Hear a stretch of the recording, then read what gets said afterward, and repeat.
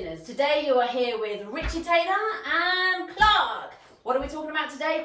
Education. Hot topic of today. So what is happening today with the education system? Well, what isn't happening, and if you look what the government are doing, through the RSE curriculum, things that children have been taught in school is absolutely deplorable in my opinion. It's absolutely awful. They've been indoctrinated with all these things they're bringing in about, biological sex. A man can choose to be a woman can choose to be a man.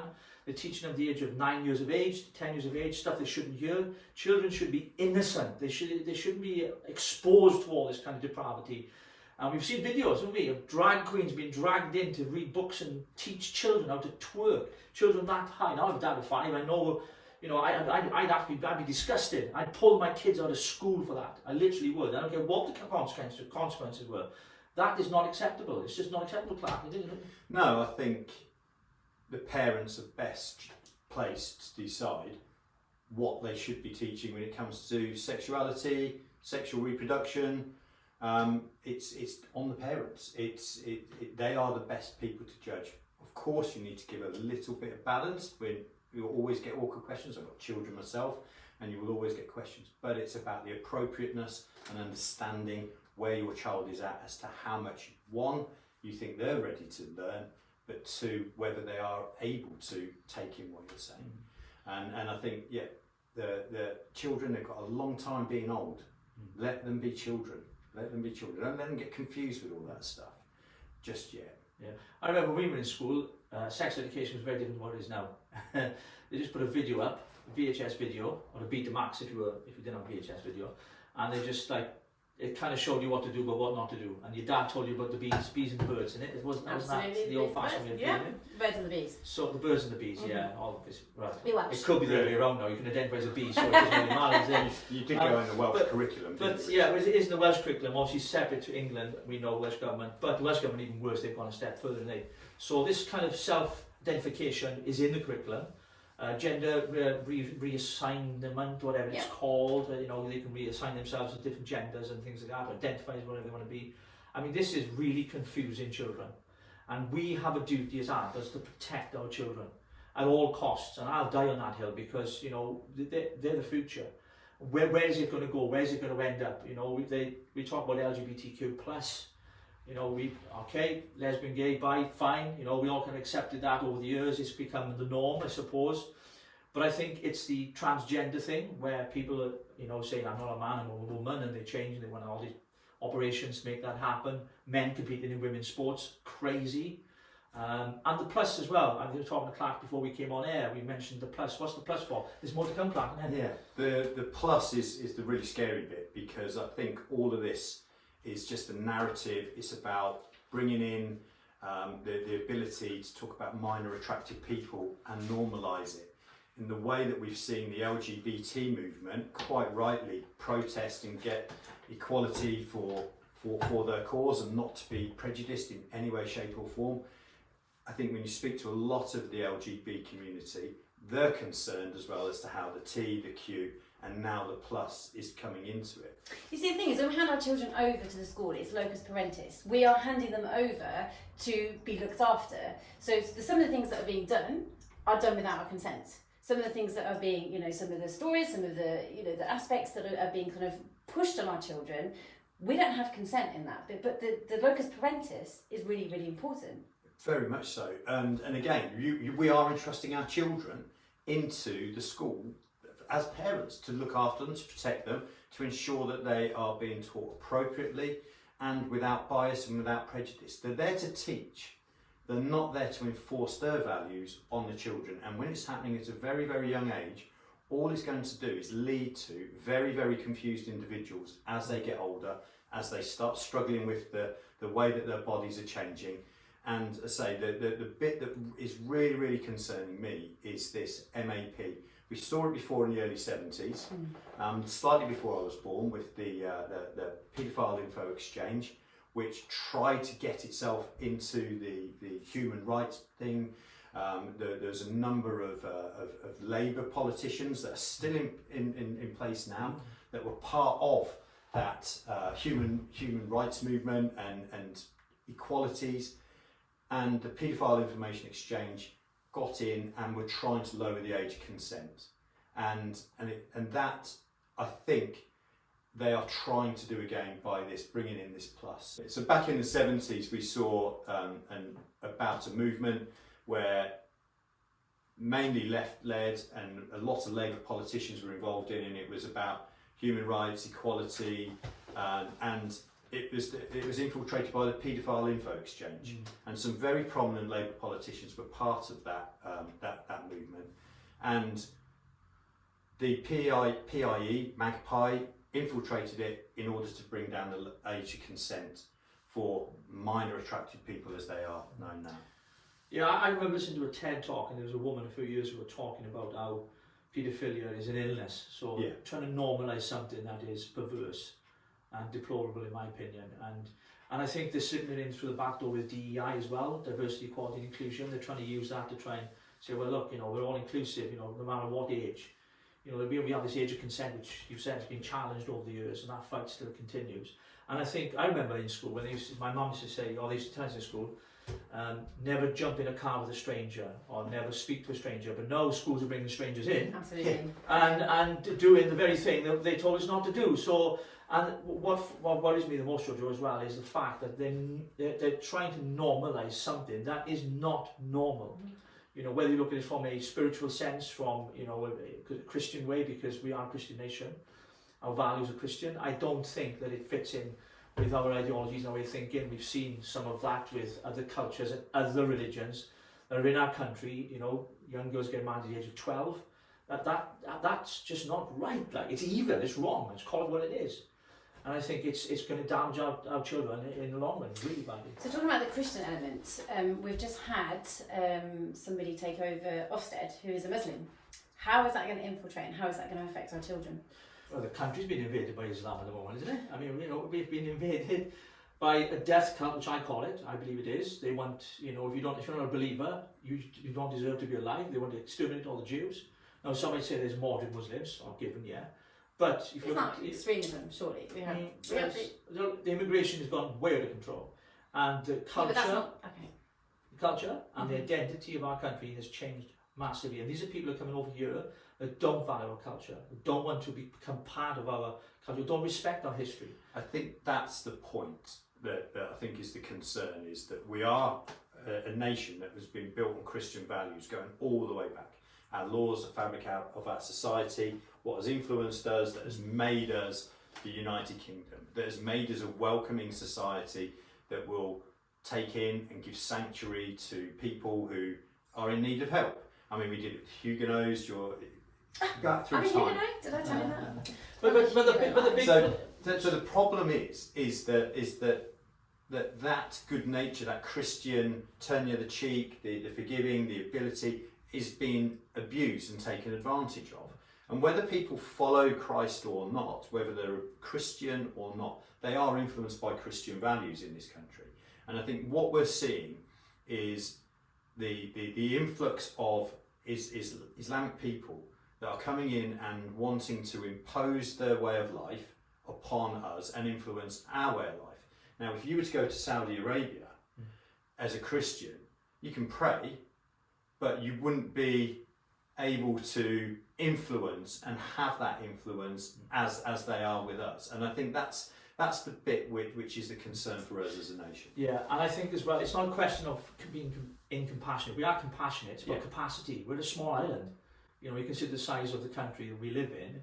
There's only so much we can do. The pressure goes on public services, housing, the list goes on. Going back to the educational part, many MPs were voted in there, the Gaza kind of warrior kind of people, with Labour in particular, and there's a coalition of them now in Parliament, and they're coming together, coming up with ideas to really leak things into Parliament to get bills passed or amendments to influence our culture, our history, and what we stand for, our values. And I think that's dangerous. But going back to the question about the guy's been appointed at the head of Ofsted, it did raise a lot of questions on Twitter X, or formerly Twitter X, went mental, with loads of commentators on it saying, this is wrong, it should be, a Christian bloke that does it, no matter the colour of his skin, because it's not a skin colour issue. But I think it's going to have an impact. When you looked at the BBC just this week, this whole kind of Ramadan kind of thing service, it was like replacing songs of praise. Yeah. This kind of introduction, so we slowly see this churning out of, you know, it's moved from toleration to exception. We accept it, that this is what we live in. And I think multiculturalism has done us no favours in this country. And I think that then seeps into our education, doesn't it? Because they always say, even the Catholic Church will say, you give your child from the age of 0 to 7, and everything he's taught, he'll be the rest of his life. And I think they have the same kind of thing with Islam. I think when it comes to multiculturalism, there's a question about compatibility. Because if you go back to the 70s, again, when I was born in the 70s, we brought in Ugandan Asians, and these Ugandan Asians that came over to this country, the Vietnamese, they came into our country. We gave them sanctuary when they needed it. They were fleeing persecution, and many of those Ugandans, Vietnamese, when they came here, they've massively contributed to society. A lot of these Ugandan Asians were millionaires and successful business people in Uganda and have come to Britain and set up those businesses and done the same again and benefited the whole of the UK society. I think when it comes to what we're seeing now is slightly different, because we're seeing the ghettoisation and we're seeing areas. I have the fortunate ability to go around a lot of large towns and cities, and there are certain areas when you go around Birmingham now, predominantly Islamic Muslim areas, and the quality of life that you see is completely alien, and I mean that not in a sense that it's an evil thing, but it's alien to our way of life. It's completely different. The way that the areas are in terms of how you feel when you go into them. Now, obviously, these people are looking after their own. They've got their own businesses. Hopefully, they're contributing taxes and things like that as well. When you say how you feel, are you talking about intimidation? Do you feel like worried when you're going through there? Is it just the state of the place? How is it? There are certain parts of Birmingham and London that you go around and you visit and you walk around and you do feel unsafe. You do feel as though you're at risk. You're threatened. When was the last time you went to Birmingham? Well, you feel it's been a while, but I've seen, of course, not online, but on the news as well. I mean, they've got this big council strike at the moment. There's crap everywhere, you know what I mean? Rats run everywhere. But I think what Clark is saying is a good point, because London is under City Khan, who is an absolute dickhead. He really is. The knife crime has gone, the rates have gone sky high. And under his watch, I mean, London has turned into a ghetto, as he's mentioned. There's communities within London where literally there are no-go white areas. At certain times of night, you can't go there. It is dangerous. So I think it's just changing the fabric of our society, and it's a danger. I think it's different for us as men walking around these areas. Now, females, especially in certain parts of these large cities that have these dominant populations within pockets, I think that's where the female population are more at risk as well, and they feel intimidated. And that, we've seen the reports around grooming gangs and the scale of it, and how it appears to be the Pakistani community, males in the Pakistani community that have been taking advantage of young, vulnerable white children. And I think that's the bit, that fear and intimidation. Now, there is a danger in tarring everyone with that brush, and there does have to be an element of balance. But there is also, when it comes down to speaking up and being able to call the people out, that the genuine Muslims that are adherent and wanting to conform, they're the ones that feel pressure by certain elements of them that they don't want to speak out for fear of intimidation as well. Sorry to interrupt. You go to the grooming gangs, the chief, the guy who was head of the Met at the time as well, and involved in where it happened, he tagged those girls as prostitutes. Yeah. Tommy Robinson exposed that by showing a video. He had an embargo on him not to show the video, otherwise he would be arrested, and he was subsequently, whatever the word is. Subsequently. That's the one. These are the posh ones. I'm the Welsh one. And he's in for a civil offence, yet he's in a category of prison with rapists, murderers, and terrorists. That is two-tier justice and two-tier policing, in my opinion. And I think, I know we've moved away from medication, that's okay, but we'll come back, I'm sure, at some point. But you know, we're seeing society being divided, and it's light and dark. Fear of offence? It is. I think that's where it was born out of. I think people are genuinely nice people, and they're scared to say something that may be interpreted, that may give them a label. And I think people are genuinely fear of being sort of like labelled, oh, that's racist. Whereas it doesn't necessarily come down to race. It's not a race issue for me. It's a cultural issue. Well, I'm it's about far right thug. I am. Yeah. I am a far right thug. Yeah, because I believe in my country and I love my country and I want my country back. Yeah, so I'm far right according to a lot of people out there, but that's their opinion. I respect their opinion. I just don't agree with it. I think I'd like to bring it back to the educational side of things, and obviously the locus parentis. You know, we're entrusting our children to go into school. You know, what is it that we can do as parents to ensure, you know, safety for our children? Well, you've had some personal experience of that, haven't you? I mean, homeschooling, I think, is a big thing. And But now look at the bill. Look at the bill that's being... The CWS, which is the Children's Welfare... for schooling. That's schooling. Obviously the issue. And the state are trying to stop that happening. Literally, they're trying to strip away parents' rights, really. I mean, I'm going back a few years ago when if you took your kid out of school to go on holiday out in term time, you were fined, you know, and things like that. Now, it still is in place.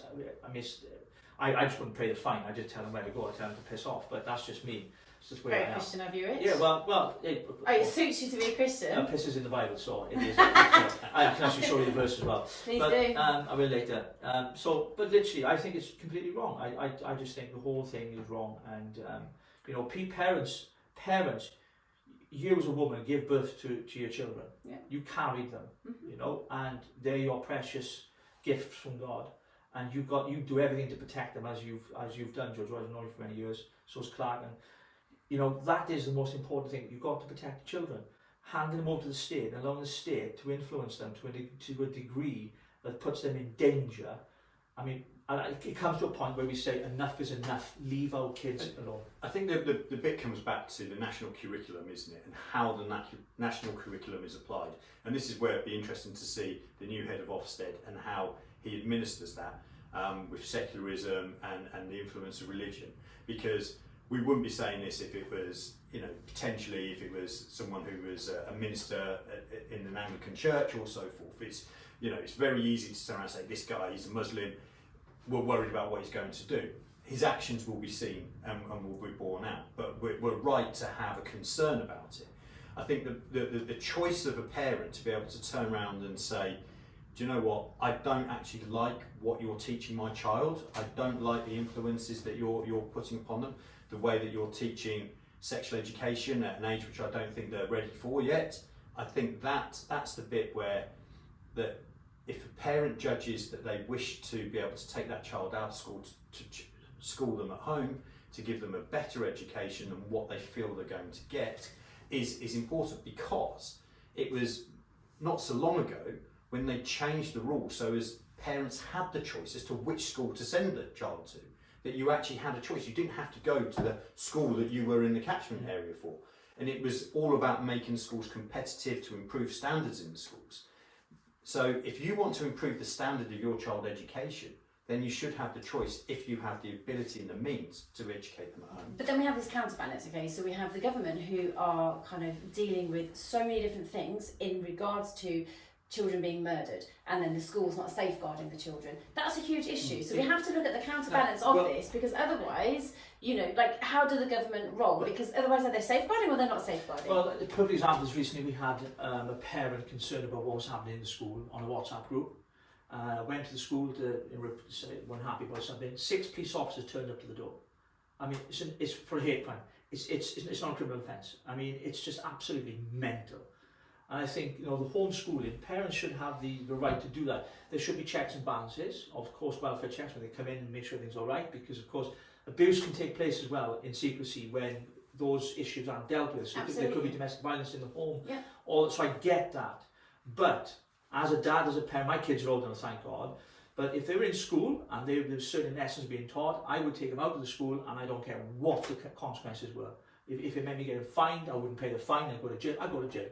Because I would not I'd subjugate my children to that kind of stuff. But that's where society comes into play, isn't it? So society should be looking out for people. We should have the resources in order that if someone is educating them at home, that the structure is there to do those welfare checks to ensure that those children are being educated properly, that they aren't being indoctrinated in another way, because it can work the other way. I think I saw, you know, some of these religious schools that have set up now that are faith orientated, that some of the lowest performing ones are certain religious denominations, that they're not performing and they're actually being closed down by Ofsted because they're not teaching the curriculum as they want. Okay, so my question is, will you be signing the petition for the CWS? There is a petition. I signed it this morning. Did you sign it? So you signed it? I've signed it this morning. Did you sign it? I've signed it. You signed it? We'll put a link on there when we Yep. put a link on there. Okay, so we'll put a link on. Yeah. And we want to know your thoughts. Yeah. Yes? Yes. We all good? We're good on that. Good on We're good. So I guess that's a wrap then. Yeah. Fantastic. What a great first episode of The Land of Saints and Sinners. Jojo, thank you so much for hosting, and of course the wonderful Clark. And we want to make sure you engage with us, so make sure you send your comments in. Any questions you might ask, you might disagree with us. We want lively debate, we want a bit of humour as well. You're going to get a lot of that over the next couple of weeks, I can guarantee you, especially if you've seen the outtakes of this episode. But make sure you hit the subscribe button, and we'll be back at the same time, same place next week, right here on The Land of Saints and Sinners. Have a great week.